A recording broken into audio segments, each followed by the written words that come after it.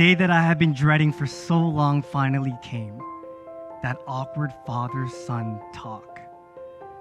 My 17-year-old comes home from school recently, looking very distraught. Dad, can we talk? My mind raced. School problems? Relationship problems? A hidden teenage pregnancy? Yes, son, what is it? Dad, why do we have to be so short?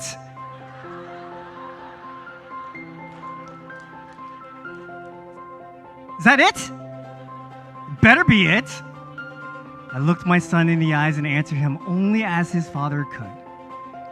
You inherited these handsome good looks, and now you want to be tall too? What's next, a Lamborghini? The biggest challenge that I have faced my entire life is that I am short. My journey with being vertically challenged began early on. In elementary school, remember when teachers used to make you line from shortest to tallest? Guess who was made fun of for always being at the front? In middle school, name the sport. I was always picked last. In high school, name the girl. I was never picked. And after getting cut from the basketball team one year, the coach said something to me that I'll never forget. Sorry, dang, but short people don't make it to the top. Sure, he might have been talking about basketball, but that message stayed with me. I internalized it and it became a part of my identity. I didn't make the basketball team because I'm short. I'm not going to get chosen because I'm short. I'm not going to be successful in this life because I'm short. These were the type of toxic thoughts that tormented me internally. Yes, I was physically small, but the self-limiting belief made me feel even smaller. But over time, my perspective started to slowly shift. I came across the inspiring stories of many short men who were smart, powerful, and successful. People who I could look up to. Metaphorically speaking, of course. Kevin Hart is 5'2". Beethoven was 5'3". Gandhi, 5'4". Bruno Mars, 5'5". Dan Shake, 5'6".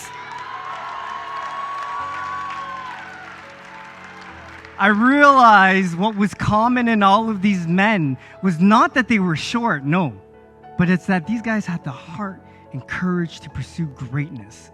So I set out on a journey to find something I could be great at, something I could be proud of, something that made me feel bigger than I am. Public speaking has always fascinated me, but I never pursued it. Why would anybody want to hear what a short person has to say? I'm not significant enough to be seen and heard. I don't take up enough space to command any attention. You see, I had to dig deep to find the courage to conquer this voice in my head that kept telling me that I couldn't do it, that I wasn't good enough.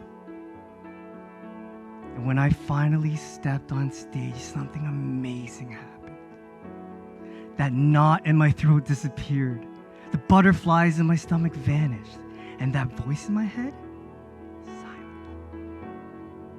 I also discovered that when I'm standing up on stage, that I'm usually one of the tallest in the room. No. I discovered that I have a powerful voice that I can use to deliver the right messages to the people who need to hear them most. And this is my message. Each and every one of us have pains and struggles and challenges that we face. But this is what makes us human. This is what connects us to one another. Because in reality, all of us are short in our own way. Some of us are short-tempered with our kids. Some of us are short-sighted and too quick to judge others. Some of us are short on time to spend with the people we love most. What we need more of in this world is compassion. So I have a proposal. My vision of the future is one where instead of measuring a person by their height, we measure them by how tall they make us feel. And this is the reason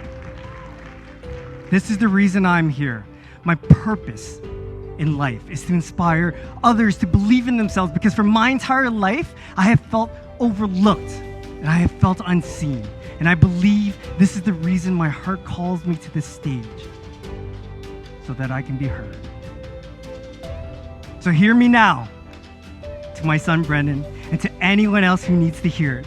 stop letting the things that you can't control define who you are. Because I may be short, but standing on this stage and following my dreams, I have already reached new heights. Thank you.